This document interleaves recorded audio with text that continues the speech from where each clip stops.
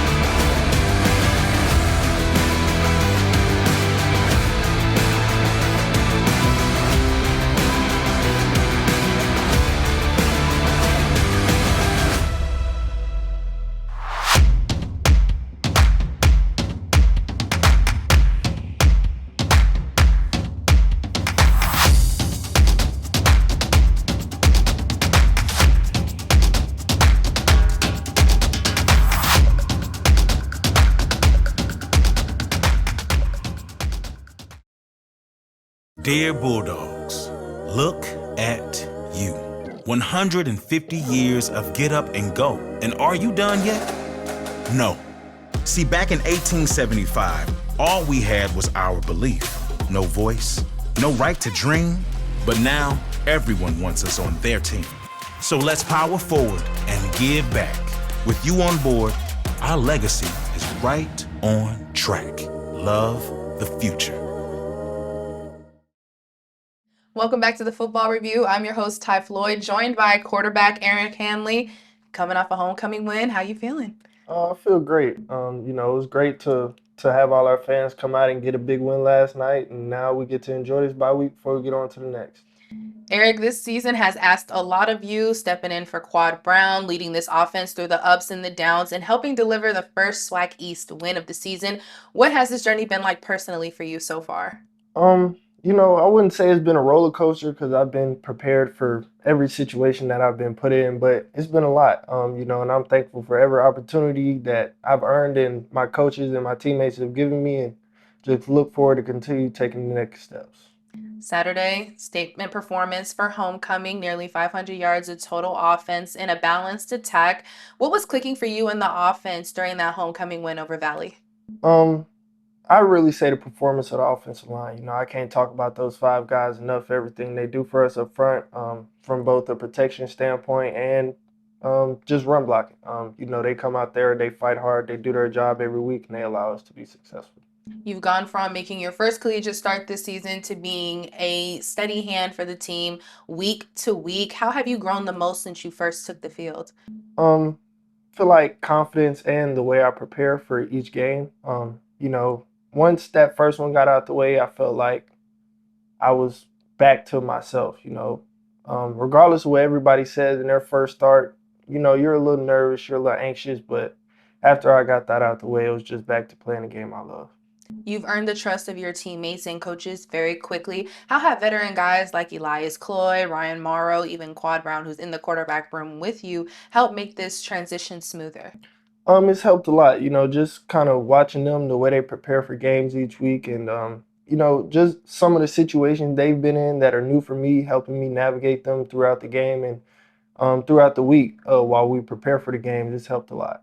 You're heading into bye week with momentum and confidence. What's the biggest focus for you personally during this time before the Magic City Classic? Just clean up the little mistakes. I got to take care of the football better, and I got to be more of a vocal leader. We're not really that healthy right now as a team, so we got to get back healthy and go out there and handle business in 2 weeks. As a young quarterback, you've been tested early, tough environments, close games, and now your first SWAC East conference win. What have those moments taught you about yourself? Just the poise and the belief I have in myself and that my teammates and my coaches believe in me. While I'm out there, they never wavered. They never went against me. They always believed in me. So it just means a lot. This offense has shown flashes of having the potential to be one of the most explosive in the SWAC. What's the next step for you as a group as y'all move deeper into conference play? I say consistency, honestly. I don't feel like we've put together a complete 4-quarter game since the season started, and that starts with me. Cleaning up penalties, cleaning up operation time, and most importantly, protecting the football. The Magic City Classic is right around the corner. You grew up in that area. Off camera, we talked about your family and friends coming into the game. What have maybe your teammates or coaches told you to expect from that Magic City Classic atmosphere? We haven't really talked about it much because we try to take everything 1 week at a time. And, I kind of have an idea of the atmosphere, what to expect, growing up in Birmingham, going to the game my whole life. But at the end of the day, I'm just going to prepare like it's another football game because that's what it is. And we're grateful for the opportunity. Think about where you started the season and where you are now. What do you hope people see when they watch you lead this offense? Just a quarterback who's growing in poise, who's growing in leadership, and who goes out there and gives his chance the best opportunity to win week by week. All right, for the last question, I want to give people an insight as to who you are. So, in just a couple words, who is Eric Hanley? Just a young kid from Birmingham, Alabama, who who loves his family, who loves his teammates, and who strives to be the best version of him every day. Thank you so much for your time, Eric. Super excited to see what you do as this season continues to go on. You've stepped up in a big role, but Bulldog Nation is behind you. We'll have more on the weekly football review when we come back from break. For 150 years, Alabama A&M has built a legacy of Bulldog excellence. Now, we're taking the next step, building a championship-caliber athletics program. To compete at the highest level, our athletes need world-class facilities, top-tier resources, and the tools to succeed on and off the field. That's why we're raising funds for a brand new practice pavilion, an all-season space where our Bulldogs can train, sharpen their skills, and prepare for greatness year-round.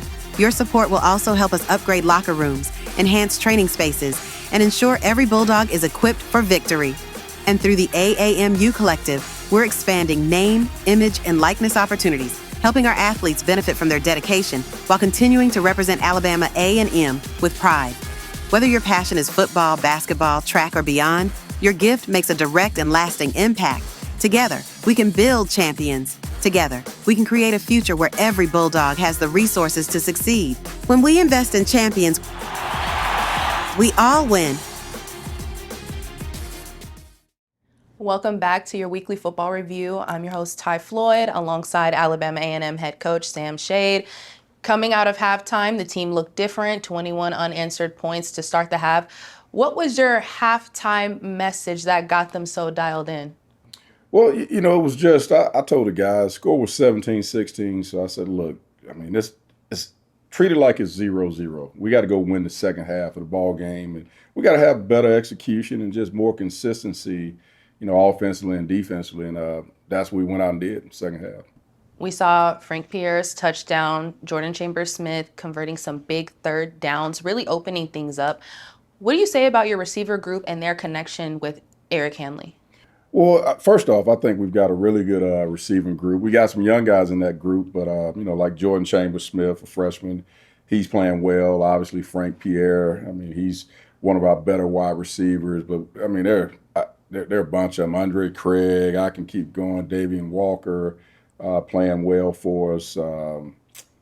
Miles Parker playing well for us, doing some good things. And so that's a really good group for us. That's a really good group, the receiver group. Speaking of another great group, the running backs, Colton Nero, Ryan Morrow, they had 150 yards combined. Give us some insight to that tandem, the running back by committee, and overall that whole room led by Jamal Fobbs. Yes, Coach Fobbs does an excellent job coaching our running backs, and all of those guys are different. They all bring something different to the table, just as far as their running styles and things like that. So, that's the good thing. Like, a defense isn't getting the same back on each play, the same style. For instance, Maurice Edwards is more of a slasher, but then Colton Nero, he's that guy that's going to run hard between the tackles and get north and south. And then No-Nose, he's a little bit of both of those guys. He's a change-up. And and then Morrow, Morrow's kind of that guy. He's a kind of Swiss Army knife, kind of do a little bit all of it, and so we got a really good group of running backs. The blocked punt in the third quarter flipped the momentum. How much emphasis do you and your staff place on special teams execution, and who stood out to you on that play? Well, so Coach Jones, Coach Amos Jones, our special teams coordinator, he spends a lot of time with our special teams group, a lot of meeting time, a good amount of time on field that we can give him. But, on that play, actually on the block punt, I think one of our guys pushed one of their blockers into the punter. And so their guy actually ended up blocking it. And Arenza Davis scooped it up and, did a good job of advancing it. I thought he was going to score on it, but, one of their guys made the tackle on it. Special teams, a very, very strong group. Caden Dixon, Jalen Peterson, then you have guys, Arenza Davis, that are able to make those plays. Just a testament to Coach Amos Jones' wealth of knowledge in that area, right? Yes, absolutely. He's really, he's really getting those guys to, play and play at a high level. Our kickers, those guys are doing a pretty good job. We'd like to get a little bit more distance and hang time on our kickoffs, but that's something we're working on. We're working on that. But other than that, seems like every phase we're playing pretty well. Going into the fourth quarter, Colton Nero's 44-yard touchdown is the exclamation point. What did you see from the offensive line and from Nero that was able to make the play go perfectly? Well, first off, the offensive line, they got the movement at the point of attack that, I've been talking about wanting to see. And then Nero did a great job of having good vision to, find the crease, and then he ends up hitting the crease. He bounces outside, and then he actually outruns one of the safeties to get in the end zone. So just a really good executed play by us in the run game. Going to the other side of the ball, talking about the defense. They gave up just one score in the second half. How impressed were you with the way that the group performed this game, coming off of two tough matchups? Well, I thought we started out slow. I thought the whole team, not just defensively, but I thought we started out slow. Gave up some things in the first quarter that I just felt like we shouldn't have given up. But after that, they settled down and played really well after that. But it's what I've been saying this entire season. We've got to find a way to play 4 quarters of Bulldog football, and we just haven't done that. And that's what we're chasing. That's what we're pursuing, is that 4 quarters of Bulldog football. And we're gonna get there at some point this season. Jordan Chambers-Smith has been consistent all season and delivered yesterday. How have you seen his development as the seasons continue to progress? Well, he's been impressive since he's gotten on campus. As a freshman, he's been really impressive with our receiver group, especially stepping in early when we had some guys out with injuries. Matter of fact, with Duke Miller, who's out for the year, he probably would have been in that spot. But Jordan stepped up. I mean, Frank Pierre was hurt early in the season, so just really proud of Jordan, what he's done since he's been here. You got a young group of guys who has been stepping up tremendously this season. Absolutely, we do. I mean, I can name some of those other receivers, that have stepped up, and really just across the board. We've had some guys because of injuries that have had to step in and play for us, and to a certain extent, they've gotten the job done. It's going to be exciting to see their growth as the years continue to go on. Jordan Chambers-Smith, Mekhi Maddox, just to talk about the receivers alone. Yes. That's exciting, Coach. Yes, Jarvis Davis, he's another one, true freshman receiver. So, a lot of talent in that room, and, we're going to keep growing and just keep getting it done. Talked about penalties over the course of the season, cleaned them up this game, 8. Far fewer drive killers. How do you feel about the discipline and the focus of the group? You're looking at me like that's just a little too much for me still. Yes, it really is. I still, I thought that we could have limited the amount of penalties that we had, and I just think that's a matter of focus and attention to detail. And so I'm one of those guys. I'm always striving for that perfect game. And that's the thing about football that keeps you coming back, is that you never quite get there, so you've always got things you can work on and try to improve, and you want to keep growing. And so we're going to continue to push our football team to, keep growing and to limit the penalties, limit turnovers, things like that. So we got so much that we're going to continue to work on. Speaking of things to work on, you got a week to do so. You got a bye week before heading into the Magic City Classic. How will you use this week to recover, self-scout, and then get ready for that rivalry environment? Well, the bye week is coming at the perfect time, because we're actually kind of a banged up, beat up football team. We've got some guys that have been playing and they hadn't been 100%. So we're going to use this week to get those guys healthy. Also want to use this week to get back to basics and fundamentals, offensively, defensively, and special teams, to try to get better as a football team. And then, it's a great time for our guys to catch up academically, to make sure that they're getting it done in the classroom, and just make sure that they're on track to do well to finish the semester out strong. So, just a great week to work on a lot of different things outside of football. You got your first win in the SWAC East. What's your message to the team about staying grounded and carrying this momentum forward? Well, our guys understand that we've got five regular season games left, and we want to do well. We want to finish the season out really well, and so we're going to approach each game one game at a time. And right now, the biggest one out there is the Magic City Classic against Alabama State, and that's where our focus will be. And then after that one, we'll just keep it going. As you head into the midpoint of this season, what's the biggest lesson this team has learned about itself? Well, I think that our team has learned that we've got to play together. Like, we've got to do everything together, and we can't be divided in a sense. Like when we face adversity or any negatives, we've got to stay together, stay the course.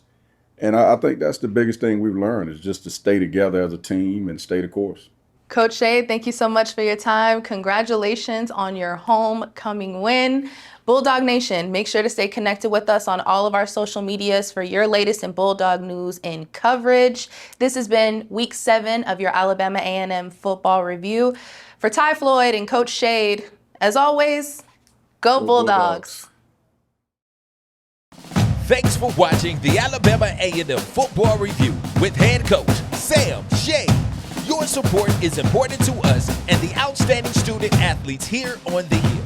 We encourage you to support the entire athletic program and become a season ticket holder, or be a part of something much bigger and become a torchbearer. Visit AAMU.edu for more information. Until next time, stay connected and go Bulldogs!